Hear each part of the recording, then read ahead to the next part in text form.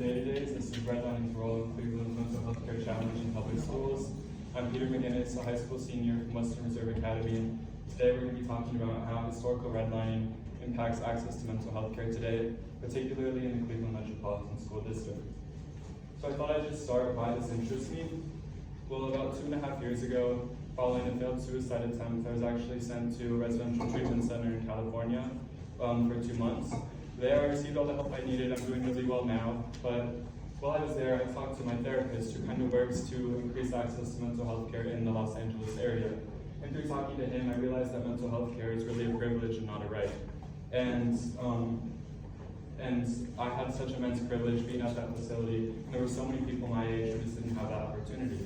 So I decided to work to change that, and to start doing that, I launched a podcast called Minorities in Mental Health, where I interview global mental health experts who represent different minority backgrounds and kind of talk about the stigmas in their communities surrounding mental health and how they work to overcome them. But I found it wasn't really making the impact I desire, so I looked a little closer to home and I contacted the Cleveland Foundation and began this research project.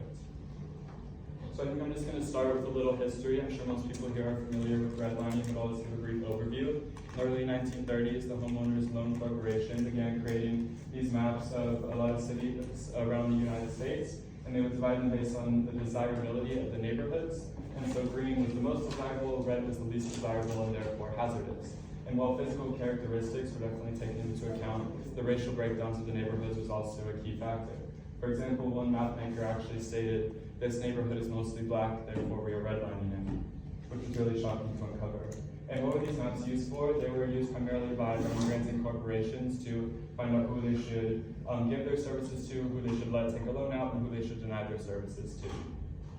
And so, although it was terminated as a part of the 1968 Fair Housing Act, its impacts still remain prevalent today. So the first one I dove into was, I mentioned racial breakdown was an important part of how the maps were created, but how has that changed till today? So I used the Center for Community Solutions and to find this data, and I used ArcGIS to create a map here. I used the same colors as the redlining map from the previous slide. And as you can see, it's pretty similar to the redlining map. Particularly if you look at the red neighborhoods and the yellow neighborhoods, it's the same, and then the green neighborhoods and the blue neighborhoods, it's the same. The maps are practically identical. But like I mentioned, I was really interested in how this affects people my age. So then I started looking into the Cleveland Metropolitan School District, or the CMSD. As you can see here, it's the redlining map again, but this time I traced the boundaries of the CMSD over top. And as you can see, it was really shocking for me to uncover that inside the CMSD it's primarily the red and the yellow neighborhoods. And then I began looking a little further into the specific schools. I started by going to the overall website, and I found that there were 31 high schools in the CMSD. And then it was a tedious process that I looked into each individual high school and sifted through the faculty and staff directories to find the numbers of psychologists and guidance counselors. One distinction I'd like to make right off the bat is the difference between the school psychologist and the guidance counselor, because at one point I did think they were the same thing. So a guidance counselor is primarily focused with making sure students get through high school and setting them off on the right track for maybe for higher education or for their career. Well, a school psychologist is primarily interested in helping the students with their mental health issues. So I put the guidance counselors on here, but it's really not important when you for this issue. Well, let's walk through the numbers. The numbers of high schools in the CMSD, like I mentioned, is 31. There's about 11,500 high school students who make up those 31 schools. The average number of school psychologists per school is 0.533. The average number of guidance counselors per school is 1.067. The total number of school psychologists in the CMSD is 15. So in fact, more than half of the schools in the CMSD do not have a school psychologist. And for me, the most shocking to find is that the student to school psychologist ratio is 1 to 767. So what do these numbers mean? What issues do they bring up?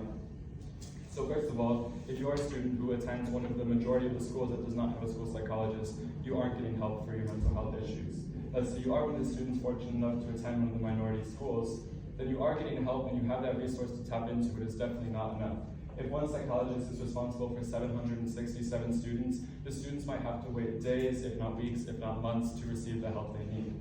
And it also takes a toll on the school psychologist. If they're responsible for that many people, it can take a toll on their mental health, and it can build up stress and lead to the quick turnover rate of school psychologists, which I'll mention in the next slide. So those are some of the issues. What are some of my recommendations to begin solving them? The first one is to invest in student support groups. What's a student support group? It's a group of students, sometimes with a faculty facilitator, who kind of get together, usually with shared interests or shared backgrounds, or maybe with the same race, and really find common grounds and find that community, which is really important in making progress in mental health. And so they get together and just talk about their mental health issues, and it's shown to be really beneficial. A lot of college campuses have actually begun enacting them, and they've found great results. In fact, at my high school, I'm beginning to put those into work as well. We haven't had our first group yet, but I'm excited to see how they turn out. The second recommendation is to increase the salaries of school psychologists. This seems like a given, but like I mentioned, the quick turnover rate, an increased salary would obviously incentivize the school psychologists to stay longer, and that would let, if the school psychologist stays longer, then the students can see the same psychologist over and over and really build that connection that I mentioned was so important. And also, if they stay longer, that can really build a good foundation for the counseling department at these schools, and can just really set them on a good path to expand.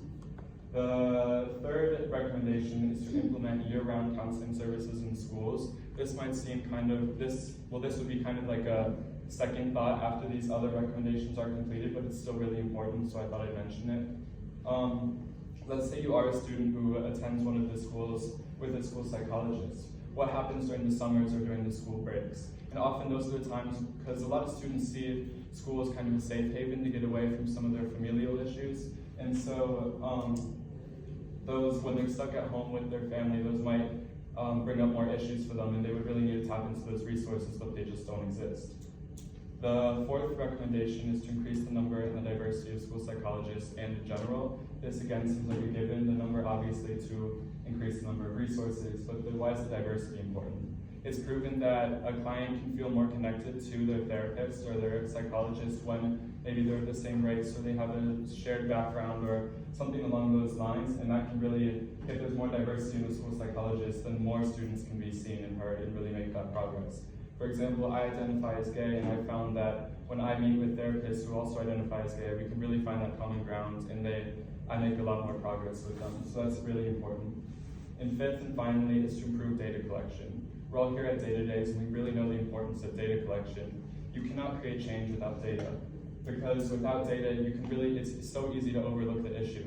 When I went into this project, I knew there was an issue, but there was really not a lot of data surrounding it. So I ran into a lot of obstacles trying to come up with some data and create some of these recommendations. And I knew there was a problem, and I wanted other people to know that as well. So that's why data collection is so important. And I want everybody to be able to stop overlooking this issue and begin creating change.